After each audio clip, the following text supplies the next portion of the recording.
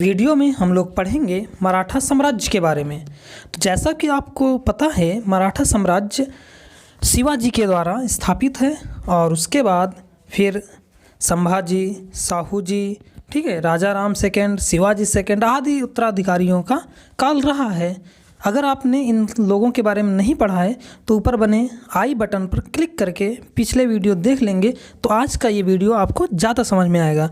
तो आज हम लोग पढ़ेंगे पेशवाओं के बारे में।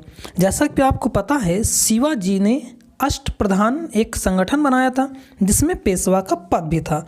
तो वही पेशवा आगे चलकर मराठा साम्राज्य के प्रमुख कर्ता धर्ता हो जाते हैं, प्रमुख शासक हो जाते हैं और छत्रपति या छत्रसाल नाम मात्र के राजा रह जाते हैं।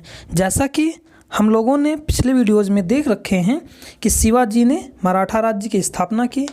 उसके बाद शिवाजी के मरने के बाद कौन आते हैं? शिवाजी के मरने के बाद संभाजी राजा बनते हैं। संभाजी के मरने के बाद राजा राम राजा बनते हैं।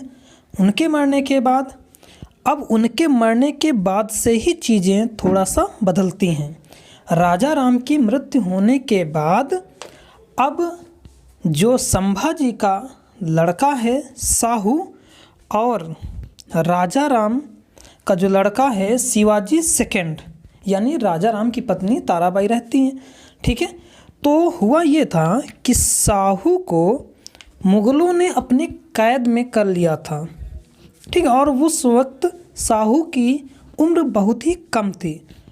अब जब उनको पता चला कि यहाँ पर राजा राम की मृत्यु हो गई है और ताराबाई अपने 7 वर्षीय पुत्र शिवाजी सेकंड को राजगद्दी पर बैठाकर स्वयं शासन करने लगी हैं, तो मुग़लों ने मराठाओं के बीच में फूट डालने के लिए साहू को अपने कैद से छोड़ दिया। अब हुआ क्या कि साहू जब मराठा साम्राज्य आते हैं तो यहाँ पर ताराबाई पद देने से मना कर देती हैं। तो अब यहाँ पर ताराबाई और साहू के बीच में युद्ध होता है।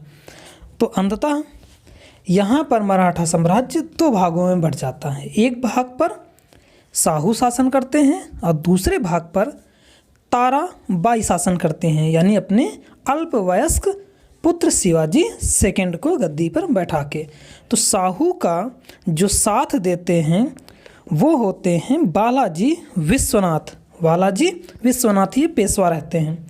ठीक है, और साहू की जो राजधानी होती है वो सतारा होती है और ताराबाई की जो राजधानी थी वो कोल्हापुर थी। तो यहाँ तक तो कोई दिक्कत नहीं थी। अब साहू ने ही पेशवाओं को असीमित शक्तियाँ दे दी। आगे चलकर पेशवा ही पूरे मराठा साम्राज्य के मेन राजा बन गए और उनका नाम सिर्फ एक नाम मात्र के लिए रख दिया गया। तो उसमें से जो पहले पेशवा, जो प्रमुख पेशवाओं में सबसे पहले हैं, वो हैं बालाजी विश्वनाथ। कौन? बालाजी विश्वनाथ। तो दोस्तों, पेशवाओं से हर पेपर में बहुत ही क्वेश्चन आते हैं और मराठा साम्राज्य से भी क्वेश्चन आते हैं। तो इस वीडियो को आप पूरा देखिएगा। और मैं अभी भी कह रहा हूँ कि अगर अभी आपने उन वीडियोस को नहीं देखा मराठा साम्राज्य के, तो ऊपर बने आई बटन पर क्लिक करके मराठा साम्राज्य ठीक से पूरा देख लें, क्योंकि प्रशासन से भी क्वेश्चन पूछे जाते हैं और उनके शिवाजी के बारे में पूछे जाते हैं। शिवाजी का पूरा प्रशासन कैसे था, उनके उत्तराधिकारी में कौन कैसे कब क्या हुआ है, तो पिछले हमने वीडियो में बना रखा है। तो हम लोग आज पढ़ते हैं बालाजी विश्वनाथ। तो बालाजी विश्वनाथ एक ब्राह्मण थे। ठीक है, और वो अपना जीवन एक छोटे राजस्व अधिकारी के रूप में व्यतीत करते थे। ठीक है, 1699 से 1708 तक बालाजी धनाजी जाधव की सेवा में रहे पूना में। ठीक है, पूना में मराठा सेनापति थे, उनके उसमें थे, अंडर में थे।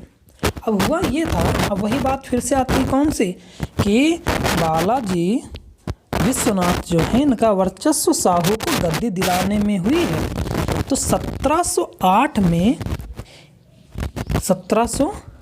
में किसकी? धनाजी जाधव की मृत्यु के बाद उनके पुत्र चंद्रसेन जाधव, कौन होते हैं? चंद्रसेन जाधव। अब चंद्रसेन जाधव क्या करते हैं ठीक है, धनाजी जाधव की मृत्यु हो जाती है तो उनका पुत्र कौन आता है? चंद्रसेन जाधव। चंद्रसेन जाधव उत्तराधिकार के युद्ध में ताराबाई का साथ देता है और उसी समय जो बालाजी विश्वनाथ हैं वो साहू का साथ देते हैं और साहू को गद्दी दिला देते हैं, अर्थात वहाँ पर सतारा का शासक बना देते हैं।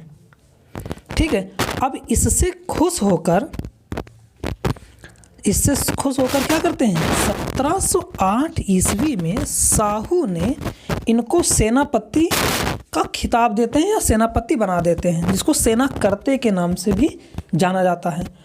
और प्रभावित होने पर 1713 में साहू ने इन्हें पेशवा बना दिया। अब एक चीज़ समझो, देखो कि बालाजी विश्वनाथ ही सेना करते रहते हैं, यानी सेनापति भी हो जाते हैं, और बालाजी विश्वनाथ ही क्या पेशवा भी बन जाते हैं। बालाजी विश्वनाथ की सबसे महानतम उपलब्धि अगर देखी जाए तो वह दिल्ली की संधि होती है। दिल्ली की संधि को जानने के लिए उस समय दिल्ली के शासन में फर्रुखसियर का शासन था। किसका? फर्रुखसियर का। ठीक है, और अली बंधु उनको क्या करते थे? गद्दी से उतारना चाह रहे थे। अली बंधु वही हैं जिनको उत्तर मुगल काल में नृप निर्माताओं के नाम से भी जाना जाता है। तो वो लोग बालाजी विश्वनाथ के साथ एक संधि करते हैं। अब इस संधि के तहत ये था कि आप हमारी मदद करेंगे, यानी सैयद बंधुओं ने कहा कि आप हमारी मदद करेंगे, उसके बदले में कुछ चीज़ें आपको दी जाएंगी।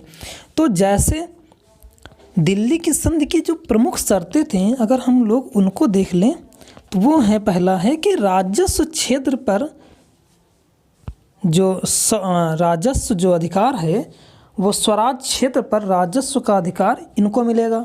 ठीक है, दक्कन के 6 मुगल सूबे थे तथा मैसूर, त्रिचनापल्ली व तंजीर में चौथ व सरदेशमुखी वसूल करने का अधिकार भी इन्हीं को मिल गया। फिर उसके बाद था गोंडवाना, बरार, खानदेश, हैदराबाद व कर्नाटक में मराठों द्वारा जिन क्षेत्रों पर कब्जा किया गया उन पर मराठों का अधिकार मान लिया गया। इसके बदले में हुसैन अली या सैयद बंधुओं को क्या मिला था कि उन्होंने कहा था कि हम लोग आपको 15,000 मराठों की सेना देंगे और आवश्यकता पड़ने पर हम आपकी मदद भी करेंगे। अच्छा, हुआ भी ऐसा ही कि जब हुसैन अली, वही सैयद बंधुओं का भाई हुसैन अली, उन दोनों में से एक, जब दक्षिण से उत्तर की ओर आ रहा था, यानी दिल्ली की ओर आ रहा था, तो मराठों ने उनके साथ 15,000 सैनिक भेजे तथा दिल्ली की गद्दी में फर्रुखसियर को उतरवाने में मदद की। फर्रुखसियर गद्दी से हटा दिया जाता है और उसके स्थान पर रफ़ीउद्दर्जात को दिल्ली की सत्ता सौंपी जाती है और उसने इस संधि को मान्यता प्रदान कर दी। ठीक है, ये चीज़ इनकी महत्वपूर्ण विजय थी। तो बालाजी विश्वनाथ की फिर आकस्मिक मृत्यु हो जाती है। बालाजी विश्वनाथ की आकस्मिक मृत्यु हो जाती है। बालाजी विश्वनाथ की मृत्यु के बाद साहू ने उनके पुत्र बाजीराव प्रथम को पेशवा नियुक्त कर दिया। ठीक है, तो बाजीराव प्रथम कौन है? बालाजी विश्वनाथ के लड़के हैं। ये उनसे भी कूटनीतिक क्षमता भी बहुत अच्छी थी और चीज़ों को समझने, और इन्हीं की नियुक्ति के साथ साथ अब ये भी बन गया कि पेशवा का जो पद है वो इनके लिए वंशानुगत हो गया, पैतृक बन गया। ठीक है, जो कि नहीं होना चाहिए कभी भी किसी भी चीज़ के लिए। ठीक है, इनके शासनकाल में मराठा उत्तर की ओर भी बहुत ज़्यादा विस्तार कर पाया। अच्छा, बाजीराव जो हैं मुग़ल साम्राज्य में तेज़ी से हो रहे पतन और विघटन से परिचित थे। इसीलिए उन्होंने एक बार कहा था कि अब समय आ गया है कि हम इस जर्जर वृक्ष के तने पर आक्रमण कर देना चाहिए, शाखाएं तो स्वयं गिर जाएंगी। उन्होंने ये बात कही भी थी। 23 जून 1724 ईस्वी में सूकर खेड़ा के युद्ध में मराठों की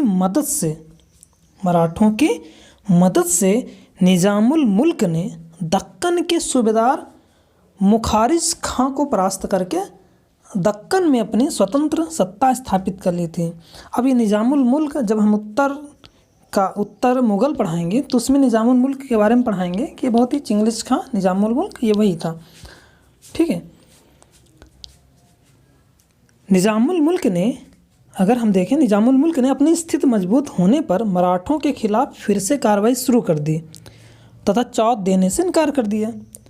इससे हुआ क्या कि बाजीराव प्रथम जो हैं 1728 ईस्वी में निजामुल मुल्क को पालखेड़े के युद्ध में पराजित कर देते हैं। युद्ध में पराजित होने पर निजामुल मुल्क संधि के लिए बाध्य हो जाते हैं। 6 मार्च 1728 को मुंशी शिवगांव की संधि होती है। इस संधि में निज़ाम ने मराठों को चौथ और सर्वदेशमुखी देना स्वीकार कर लिया और ये भी स्वीकार कर लिया कि जो मराठों द्वारा सरदेशमुखी वसूल करने के लिए जो व्यक्ति नियुक्त किए हैं उनको आप अपने दरबार में भी रखेंगे। ठीक है, तो ये भी हो गई। इससे तो दक्कन में मराठों की तो फिर से सर्वोच्चता स्थापित हो गई। ये बहुत ही बड़ी बात थी। ठीक है, कि अभी अभी कोई नया राज्य बना और उस पर हमने पहले से ही संधि करके अपने पक्ष में कर लिया या हमारा उसमें वर्चस्व बन गया। 1731 ईस्वी में डबोई के युद्ध में बाजीराव ने त्र्यंबक राव को पराजित कर सारे प्रतिद्वंदियों का अंत कर दिया। फिर 1731 में वरना की संधि द्वारा संभा द्वितीय ने साहू की अधीनता स्वीकार कर ली।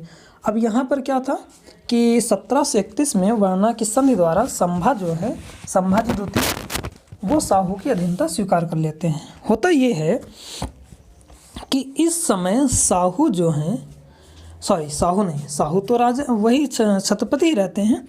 इस समय क्या है कि जो बाजीराव प्रथम हैं वो गुजरात की तरफ रहते हैं और जो निजामुल मुल्क है वह साहू जी द्वितीय को भड़काता रहता है कि क्यों ना फिर से मराठा साम्राज्य के शासक आप बन जाएं। तो ये जो हैं साहू जी द्वितीय कि जो शिवाजी के समय जितने भी सूबे थे उसमें हमें आधे सूबे मिलने चाहिए और वो आक्रमण भी कर देते हैं। तो उस वक्त तो बाजीराव प्रथम कहाँ गुजरात में रहते हैं, लेकिन वो समय समय से अपना विचार भेजा करते हैं और यहाँ पर एक टुकड़ी को भी बहुत ही अच्छे नेतृत्वकर्ता के हाथ में भेजकर उसको लड़ने के लिए भेज देते हैं। अंत में होता क्या है, संभाजी द्वितीय युद्ध हार जाते हैं और फिर उनकी वारणा की संधि होती है। इस संधि के अनुसार साहू को सर्वत्र मराठा साम्राज्य का छत्रपति क्या घोषित कर लिया जाता है, मान लिया जाता है और वो अपना अधिकार छोड़ देता है। उसके बाद संभाजी सेकंड ने कभी भी विरोध नहीं किया। वह सदैव साहू का आदर करता था और मिलता जुलता भी था, जिससे हुआ क्या कि मराठा साम्राज्य में फिर से एकता स्थापित हो गई। तो ये भी बाजीराव प्रथम की बहुत ही अच्छा काम कह सकते हो, अच्छा काम था, है ना। तो इस तरीके से बहुत सारी वरना की संधि हुई थी। फिर 1737 ईस्वी में मुग़ल बादशाह ने निज़ाम को मराठों के विरुद्ध भेजा था। ठीक है, परंतु इस बार भी बाजीराव उससे अधिक योग्य सेनापति सिद्ध हुए और उन्होंने निज़ाम को भोपाल के युद्ध के पास पराजित कर दिया। भोपाल के युद्ध के पराजित होने पर 1738 में दुरई सराय की संधि हुई। कौन सी? दुरई सराय की। इस संधि के शर्तों के अनुसार निज़ाम ने संपूर्ण मालवा प्रदेश तथा नर्मदा से चंबल तक के इलाके की पूरी सत्ता मराठों को सौंप दी। ठीक है, फिर 1739 ईस्वी में बेसिन की विजय बाजीराव की महान सैन्य और सूझबूझ के तरीके से सफल हुई। इस युद्ध में बाजीराव ने पुर्तगालियों से सालसेट व बेसिन छीन लिया। सालसेट जानते हैं ना, सालसेट बम्बई वाला जो आज का बम्बई है, तो वो सालसेट द्वीप पर ही तो है, उसको और बेसिन को छीन लिया। ये पहली बार है कि मराठों ने किसी यूरोपीय शक्ति से सीधे लोहा लिया और उससे उन्होंने अपने राज्य में मिला भी लिया। 1733 में जंजीरा के सिद्दियों के खिलाफ एक लंबा शक्तिशाली अभियान भी प्रारंभ किया और उन्हें मुख्य भूमि से भी क्या कर दिया, निष्कासित कर दिया। अच्छा, जो ये सिद्दी हैं, इनका काम, ये एक लड़ाकू जनजाति है। ये पहले कहाँ थे? ये लोग पहले निजाम शाह, बाद में आदिल शाह के राज्य अधिकारी थे, किंतु फिर 1670 के बाद मुगलों की सेवा में आ गए थे। तो बाजीराव प्रथम ने लड़ाकू पेशवा के रूप में इनको याद किया जाएगा, ठीक है। और बाजीराव जो प्रथम हैं, ये शिवाजी के बाद ऐसे पहले पेशवा हैं जिन्होंने गुरिल्ला युद्ध को बहुत ही बेहतर ढंग से संचालित किया और बहुत सारी सफलताएं प्राप्त की। बाजीराव के बारे में तो इन्होंने तो बताया ना कि इतने क्षेत्र जीते कि मराठा उस समय मुग़ल सत्ता से भी ज़्यादा बढ़ गया था उसका क्षेत्र। और साहू ने तो बाजीराव प्रथम के बारे में कहा कि आप अपने श्रेष्ठ पिता के श्रेष्ठतम पुत्र हो, श्रेष्ठ पिता के श्रेष्ठतम पुत्र हो, ठीक है, या योग्य पिता के योग्य पुत्र हो। बाजीराव प्रथम ने हिंदू पातशाही का आदर्श रखा, यद्यपि बालाजी बाजीराव ने इसे खत्म कर दिया। ठीक है, बाद में वही बालाजी बाजीराव को ख़त्म कर देते हैं, जो अभी आगे हम लोग पढ़ेंगे। 1732 ईस्वी में बाजीराव ने एक इकरारनामा तैयार किया, जिसमें, अच्छा, ये इकरारनामा इसलिए तैयार होता है कि जब इतना बड़ा क्षेत्र जीत लिया तो मराठाओं को एक साथ रखना तो मुश्किल हो जाता है इतने क्षेत्र, जीते हुए क्षेत्र को। तो इन्होंने क्या किया, इस पूरे क्षेत्र को 4 भागों में बांट दिया और उसमें 4 मराठा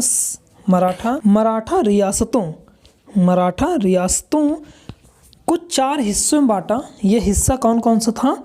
होलकर, सिंधिया, आनंदराव तथा तुकोजी पवार, इनके साथ इनको बांट दिया और समझौता किया कि अगर आप ज़रूरत पड़ी तो आप लोग हमारी मदद भी करेंगे। इससे क्या होगा, मराठा साम्राज्य की हर तरफ हमारी क्या है, मजबूत सैन्य शक्ति भी बनी रहेगी और हम लोगों को समय आने पर एक दूसरे की मदद भी करते रहेंगे। तो ये भी बाजीराव प्रथम की बहुत ही कूटनीतिक समझ थी। बाजीराव की मृत्यु के बाद उसका पुत्र बालाजी बाजीराव, जिसे नाना साहब के नाम से भी जानते हैं, ठीक है, नाना साहब आपने सुना भी होगा, ये अपने पिता के समान योग्य सैनिक और सेनापति नहीं थे। मतलब ये उतना अच्छे नहीं थे जितना बाजीराव प्रथम थे। इनके मुख्य दुर्बलता मराठा सरदारों को अपने अधीन बनाए रखने और उनमें परस्पर सहयोग बनाए रखने में असफल रहने की थी। मतलब ज़्यादा ध्यान नहीं दिए कि कौन क्या है, कैसे, जो जहाँ जा रहा जाने दो, न कभी सोचा न समझा चीज़ों को। इतिहासकार सर देसाई ने कहा कि बालाजी बाजीराव की प्रशासनिक योग्यता की सबसे बड़ी विशेषता सिर्फ अर्थव्यवस्था पर नियंत्रण करने, राज्य के आय के साधनों को बढ़ाने तथा उन साधनों को राज्य के हितों में अधिकाधिक प्रयोग करने की थी। इन्होंने क्षेत्र को बढ़ाने का प्रयास नहीं किया, जीते हुए क्षेत्रों पर आय कैसे बढ़ेगी इसको बढ़ाने का प्रयास किया। 1741 ईस्वी में बालाजी बाजीराव रघुजी भोसले के विरुद्ध अलीवर्दी खां की मदद के लिए मुर्शिदाबाद, कहाँ यानी बंगाल, पहुँचते हैं तथा रघुजी भोसले को युद्ध में पराजित कर देते हैं और एक संधि के लिए तैयार कराते हैं। अलीवर्दी खां पेशवा को बंगाल पर चौथ वसूली तथा सेना के व्यय के लिए 22 लाख रुपए की धनराशि देने पर सहमत हो जाते हैं। ठीक है, तो ये बंगाल की विजय है, ये भी इम्पोर्टेंट है, जिससे क्या होगा कि बालाजी बाजीराव बताया ना, सिर्फ धन इकट्ठा करने के लिए ही जाते थे।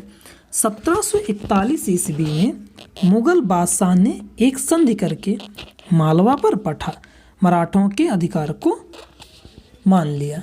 ठीक है। 15 दिसंबर 1749 को साहू जी का निधन हो गया। अब साहू के तो कोई संतान नहीं थी। ठीक है। तो अपनी मृत्यु के पूर्व ही ताराबाई के पौत्र यानी नाती को, अब देखो समझो कि ताराबाई के पौत्र कौन होंगे? शिवाजी के लड़के, शिवाजी सेकंड के लड़के, है ना, क्योंकि शिवाजी राजकाज कर ही रहे थे और बाद में मित्रता भी हो गई थी तो पूरा परिवार एक हो गया था। तो जब साहू मरने लगते हैं तो वो अपने नाती को उत्तराधिकारी घोषित कर देते हैं। नाती कौन रहता है? राजा राम द्वितीय। ठीक है। और उसकी संरक्षिका कौन बन जाती है? ताराबाई। इसी समय क्या हो जाता है कि ताराबाई फिर से पेशवाओं की शक्ति को थोड़ा सा कम करने की कोशिश करती हैं और राजा राम सेकंड भी ऐसा ही करने का प्रयास करती हैं। यानी शासन सत्ता जो है ताराबाई फिर से अपने हाथों में लेने की कोशिश करती हैं, लेकिन इस बार पेशवाओं ने इसको करने से मना कर दिया और उन्होंने स्थिति को संभाल लिया। जो बाजीराव रहते हैं वो संगोला की संधि करते हैं 1750 में। कब करते हैं? 1750 में रघुजी भोसले के साथ राजा राम सेकंड के साथ संगोला की संधि करते हैं। अच्छा, संगोला की संधि जो है ये ऐसी संधि है जिसमें या जिसके बाद मराठा जो छत्रपति है वो नाम मात्र के सिर्फ राजा रह जाते हैं। पूरी शक्ति किस पर? पेशवाओं के हाथों में आ जाती है और उनको बस एक क्या कहते हैं, उनको बस प्रजा को दिखाने के लिए बैठाए रखते हैं। ठीक है। मराठा संगठन का वास्तविक जो नेता बनता है वो पेशवा हो जाता है तथा वो क्या हो जाता है? वंशानुगत हो जाता है। अब पेशवाओं ने अपना जो प्रशासनिक जो मेन कार्य है वो पूना से प्रारंभ कर दिया। कहाँ से? पूना से। साहू ने पेशवा को सैन्य व प्रशासनिक दोनों ही विषयों में सर्वोच्च सत्ता स्थापित की थी। ठीक है। ताराबाई ने इसी को उखाड़ फेंकने का प्रयास किया था और राजा राम ने भी ऐसे किया था। तो हुआ यह था कि उन लोगों ने राजा राम सेकंड को ही सतारा के किले में कैदबंदी बना दिया था।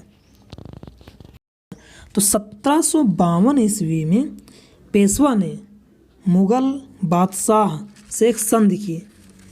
उसके द्वारा ये हुआ कि बादशाह जो है मराठों को संपूर्ण भारत में चौथ वसूल करने का अधिकार दिया और उसके बदले में मुगलों की आवश्यकता पड़ने पर मराठे सहायता करेंगे, ऐसा उस संधि में कहा गया। इस संधि से मराठे प्रत्यक्ष रूप से दिल्ली की राजनीति से संबंधित हो गए तथा मराठा शक्ति अपने चरम पर पहुंच गई। ठीक है। फिर 1754 ईस्वी में मराठे रघुनाथ राव के नेतृत्व में दिल्ली पहुँचे और वजीर गाजिउद्दीन की सहायता करते हुए उन्होंने अहमद शाह को सिंहासन से हटाकर आलमगीर द्वितीय को मुगल बादशाह घोषित कर दिया। अच्छा, 1757 ईस्वी में मराठों ने रघुनाथ राव के नेतृत्व में पुनः दिल्ली पर आक्रमण किया तथा अहमद शाह अब्दाली के प्रतिनिधि नजीबुद्दौला को मीर बख्शी पद से हटाकर अहमद शाह बंगस को उस पद पर नियुक्त किया। ये भी एक बहुत इम्पोर्टेंट पॉइंट है आपके लिए। ये सारे प्रश्न पेपर में पूछे जाते हैं, इसलिए अगर आप कॉपी और पेन लेकर बैठे हैं तो नोट्स बनाते रहें और जो स्क्रीन में जितने पॉइंट लिखे हैं आप एज इट इज़ पॉइंट को लिख सकते हैं, जिससे क्या होगा आपके नोट्स भी अच्छे से तैयार हो जाएंगे। ठीक। बाजीराव 1758 तक उसने सरहिंद तथा लाहौर पर भी अधिकार कर लिया। 1752 ईस्वी में झलकी की संधि में निज़ाम ने मराठों को बरार का आधा क्षेत्र दे दिया था। बालाजी ने अपनी सेना में गैर ब्राह्मणों को भी भर्ती करना शुरू कर दिया था। ठीक है, अब यहीं पर होता है पानीपत का तृतीय युद्ध। पानीपत का तृतीय युद्ध ये होता है 14 जनवरी 1761 को। 14 जनवरी 1761 को। ठीक है, इसमें क्या था, पानीपत का तृतीय युद्ध मुख्यतः दो कारण का परिणाम था। प्रथम था नादिर शाह की भांति अहमद शाह अब्दाली भी भारत को लूटना चाहता था। दूसरा, मराठे हिंदू पातशाही की भावना से प्रेरित होकर दिल्ली पर प्रभाव स्थापित करना चाहते थे। रोहेला सरदार नजीबुद्दौला तथा अवध के नवाब शुजाउद्दौला ने अहमद शाह अब्दाली का साथ दिया, क्योंकि ये दोनों मराठा सरदारों के हाथों हार चुके थे, इसीलिए उन्होंने अहमद शाह अब्दाली का साथ दिया। इस युद्ध में पेशवा बालाजी बाजीराव ने अपने नाबालिग बेटे विश्वासराव के साथ अपने भाई सदाशिव भाव को भेजा था। सदाशिव राव भाव को उनके साथ भेजा था। इस फौज का एक महत्वपूर्ण भाग था यूरोपीय ढंग से संगठित पैदल और तोपखाने की टुकड़ी, जिसका नेतृत्व इब्राहिम खां गर्दी कर रहा था। ये नाम याद रखना इम्पॉर्टेंट है परीक्षा के पॉइंट ऑफ व्यू से। RO, ARO, PCS, BEO में आने वाले प्रश्नों में ये पॉइंट बहुत इम्पॉर्टेंट है। 14 जनवरी 1761 ईस्वी में मराठों ने आक्रमण प्रारंभ किया। मल्हार राव होलकर युद्ध के बीच से ही भागकर निकल गया। मराठा फौज के पैर पूरी तरह उखड़ गए, मतलब हार गए। पेशवा का बेटा विश्वासराव, जसवंतराव, सदाशिवराव भाव, तुंकोजी सिंधिया और अनगिनत लगभग 28,000 सैन्य के साथ मारे गए। अब JN सावरकर ने इसके बारे में कहा कि महाराष्ट्र में संभव ऐसा कोई परिवार रहा होगा जिसने कोई न कोई अपना संबंधी न खोया हो। अब कुछ परिवारों का तो सर्वनाशी हो गया। पानीपत के तृतीय युद्ध के प्रत्यक्षदर्शी जिन्होंने अपनी आंखों से देखा वो काशीराज पंडित हैं। उन्होंने कहा कि पानीपत का तृतीय युद्ध मराठों के लिए प्रलयकारी सिद्ध हो गया। मतलब वो उस वक्त उस युद्ध को देखे थे। मराठों की पराजय का मुख्य कारण सदाशिवराव भाव की कूटनीतिक असफलता और अब्दाली की तुलना में उसका दुर्बल सेनापतित्व था। पानीपत के तृतीय युद्ध के बाद नजीबुद्दौला अब्दाली के प्रतिनिधि के रूप में दिल्ली पर शासन किया। पानीपत के तृतीय युद्ध में मराठों को एकमात्र मुगल वजीर इमाद उल मुल्क का समर्थन प्राप्त था, जबकि राजपूत, सिख, जाट मराठों का साथ नहीं दिया। पानीपत के तृतीय युद्ध 1761 में मराठों की पराजय की सूचना बालाजी बाजीराव को एक व्यापारी द्वारा कूट संदेश के रूप में पहुंचाई गई, जिसमें उन्होंने कहा कि सर या साहब जो भी 2 मोती विलीन हो गए, 22 सोने की मोहरें लुप्त हो गईं और चांदी तथा तांबे की तो पूरी गणना ही नहीं की जा सकती। अब समझो इस चीज़ को कि इस तरीके से इतनी हानि हुई थी। अब इन सब चीज़ों पानीपत के तृतीय युद्ध में मराठों की हार तथा बाजीराव की आकस्मिक मृत्यु हो जाती है। होता यह है कि इस युद्ध को सह नहीं पाते हैं और अंदर से टूट जाते हैं, तो उनकी मृत्यु 23 जून 1761 को हो जाती है। अब इसके बाद मराठा साम्राज्य का जो नया पेशवा बनता है उसका नाम होता है माधवराव प्रथम। तो अब हम लोग पढ़ेंगे किसको, माधवराव प्रथम के बारे में। ठीक है, ये नया पेशवा का था। ये जो पेशवा है सिर्फ 17 वर्ष का था। ठीक है, और अब इसका तो ये तो संभाल तो पाएगा नहीं, तो इन्होंने क्या किया कि पेशवा परिवार के सबसे बड़े जिम्मेदार सदस्य और उसके चाचा रघुनाथ राव को उसका रीजेंट बनाया गया, यानी इनके साथ साथ वो भी वर्क करते रहेंगे। किंतु इस काल में पेशवा तथा उनके चाचा के बीच गंभीर मतभेद पैदा हो गए, जिसके कारण दोनों के मध्य युद्ध हुआ। 1763 में निज़ाम को पराजित किया, 1771 में मैसूर के हैदर अली को पराजित किया तथा नजराना देने के लिए बाध्य किया। रोहेलों को हराकर तथा राजपूत राज्यों और जाटों को अधीन लाकर उत्तर भारत पर अपने अधिकार का फिर से दावा किया। ये माधवराव प्रथम की विजय थी। 1763 ईस्वी में कितना 1763 ईस्वी में राक्षस भुवन की संधि माधवराव प्रथम तथा निजाम के बीच हुई।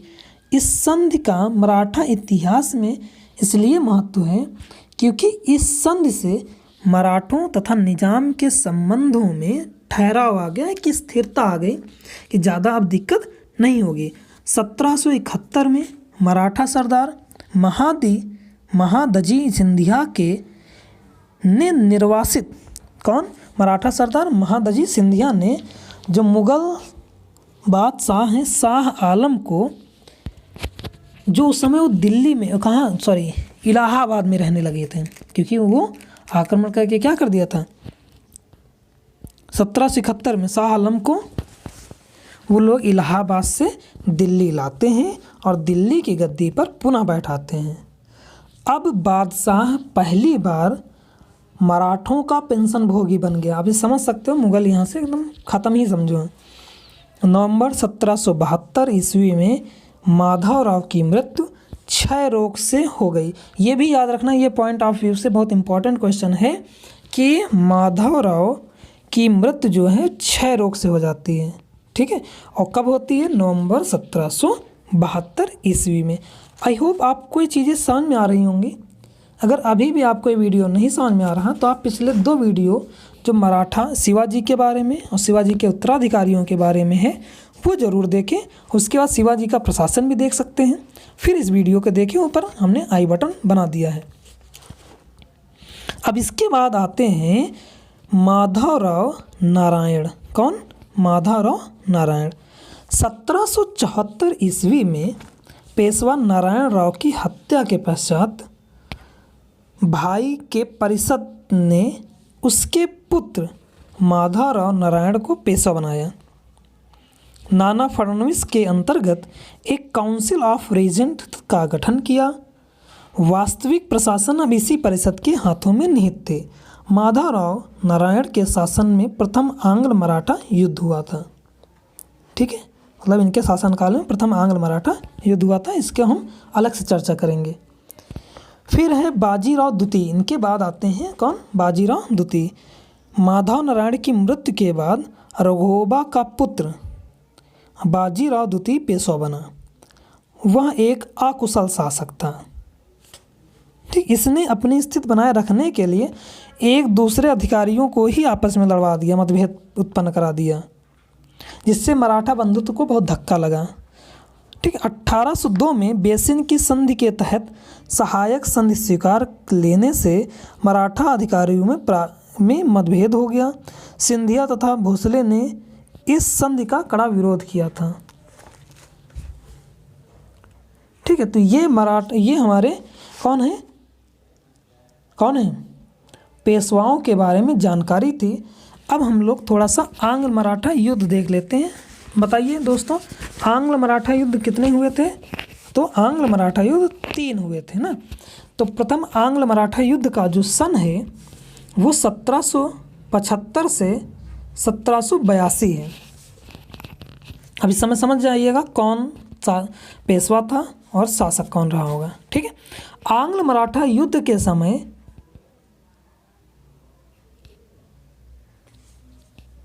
रॉबर्ट क्लाइव कंपनी का द्वैत शासन स्थापित करना चाहता था पूरे देश में या हर जगह जहां उसको मौका मिल जाए। 1775 ईस्वी में रघुनाथ राव तथा अंग्रेजों के मध्य सूरत की संधि हुई थी। ठीक है, इसी संधि के फलस्वरूप प्रथम आंग्ल मराठा युद्ध भी हुआ। 1882 में सालबाई की संधि किसके मध्य हुई थी? अंग्रेज तथा महादजी सिंधिया के बीच। ठीक, इसमें यह हुआ कि हम एक दूसरे के जीते हुए क्षेत्रों को वापस कर देंगे। पेशवा माधवराव नारायण ने अंग्रेजों के 20 साल बाई की संधि संपन्न करवाने में महादजी सिंधिया के मध्यस्थता की। इस संधि का दूरगामी उद्देश्य मराठा और अंग्रेजों के बीच लंबी शांति स्थापित करना था। लेकिन दोस्तों ऐसा हुआ नहीं। यानी इस संधि से यह हुआ था कि आप एक दूसरे के जीते हुए क्षेत्रों को वापस कर देंगे और उसके बाद अपने अपने क्षेत्र में चले जाएंगे और फिर बिना किसी को नुकसान पहुंचाए। ठीक है, लेकिन ऐसा हुआ नहीं, क्योंकि 1803 में ही द्वितीय आंग्ल मराठा युद्ध शुरू हो जाता है। तो हम लोग देखते हैं द्वितीय आंग्ल मराठा युद्ध। इस संघर्ष का दूसरा दौर फ्रांसीसी भय से संलग्न था। हुआ ये कि 1800 ईस्वी में पूना के प्रधानमंत्री या मुख्यमंत्री नाना फडणवीस की मृत्यु हो गई। इसकी मृत्यु मराठों के लिए बहुत ही घातक हुई। नाना फडणवीस से मुक्त होने के बाद बाजीराव द्वितीय ने अपना घिनौना रूप दिखाया। उन्होंने अपनी स्थिति को मजबूत बनाए रखने के लिए मराठा सरदारों में झगड़े करवाए तथा षड्यंत्र रचे। 1801 ईस्वी में पेशवा ने जसवंतराव होलकर के भाई बिट्ठू जी की हत्या कर दी। होलकर ने पूना पर आक्रमण कर सिंधिया व पेशवा की सेना को पराजित कर पूना पर अधिकार कर लिया। ठीक है, इसने अमृतराव के पुत्र विनायक राव को पूना की गद्दी पर बैठा दिया। बाजीराव द्वितीय ने भागकर बेसिन में शरण ली और 1802 में अंग्रेजों से एक संधि की। कौन सी? बेसिन की संधि या पसीन की संधि। इस संधि में ये था कि पेशवा ने अंग्रेजी संरक्षण स्वीकार कर भारतीय तथा अंग्रेजी पदातियों की सेना को पूना में रखना स्वीकार किया। ठीक है, पेशवा ने सूरत नगर कंपनी को दिया। पेशवा ने निजाम से चौथ प्राप्त करने का अधिकार छोड़ दिया और अपने विदेशी मामले कंपनी के अधीन कर दिए। मराठों के लिए संधि राष्ट्रीय अपमान के समान थी। अतः भोसले ने अंग्रेजों को चुनौती दे। गायकवाड़ तथा होलकर इस युद्ध में नहीं भाग लेते हैं। वेलाजली तथा लॉर्ड लेक ने मराठों को पराजित किया और उन्हें संधि के लिए विवश किया। भोसले ने विवश होकर 1803 में अंग्रेजों से देवगांव की संधि की। उसने कटक और वर्धा नदी के पश्चिमी भाग भी अंग्रेजों को दे दिए। ठीक है, अब सिंधिया ने क्या किया? 1803 में सुरजी अर्जन गांव की संधि से गंगा तथा यमुना के क्षेत्र को कंपनी को दे दिया। अप्रैल 1804 में होलकर तथा कंपनी के बीच युद्ध छिड़ा। आरंभ में होलकर को कुछ सफलता मिली, किंतु बाद में वो पराजित ही हुआ। विवश होकर होलकर ने 1804 में सर जॉर्ज बार्लो से राजपुर घाट की संधि की। ठीक है, ये ऐसा इनका द्वितीय के समय की चीज़ें थी। अब आते हैं तृतीय आंग्ल मराठा युद्ध में, जो शुरू होता है 1817 से और ख़त्म होता है 1818 में। इस युद्ध का तृतीय तथा अंतिम चरण लॉर्ड हेस्टिंग के आने पर प्रारंभ हुआ। याद रहेगा कब हुआ ये? लॉर्ड हेस्टिंग जब भारत आता है। हेस्टिंग ने पिंडारियों के विरुद्ध अभियान से मराठों के प्रभुत्व को चुनौती दी। अतएव दोनों दल युद्ध में खिंच गए। ठीक है, इस सुव्यवस्थित अभियान के कारण हेस्टिंग ने नागपुर के राजा को 27 मई 1816 को, ठीक है, पेशवा को 13 जून को और 13 जून 1817 को तथा सिंधिया को 5 नवंबर 1817 को अपमानजनक संधियां करने पर विवश कर दिया, क्योंकि ये बहुत ही सोच समझ के आया था। तो कब कब किया? नागपुर के राजा को 27 मई 1816 को, पेशवा को 13 जून 1817 को तथा सिंधिया को 5 नवंबर 1817 को संधि करने पर बाध्य किया। ठीक है, बाजीराव का पूना प्रदेश अंग्रेजी राज में विलय कर लिया गया। तो इस तरीके से 3 आंग्ल मराठा युद्ध होते हैं। ठीक है, तो अगली वीडियो में हम लोग क्या पढ़ेंगे, मराठा के अंतर्गत इनका केंद्रीय प्रशासन कैसा था, इस बारे में भी बात करेंगे। अगर आपको वीडियो अच्छा लगा हो तो वीडियो को शेयर ज़रूर कर दीजिएगा। अगर वीडियो आपको अच्छा लगा हो तो कमेंट में बताएं और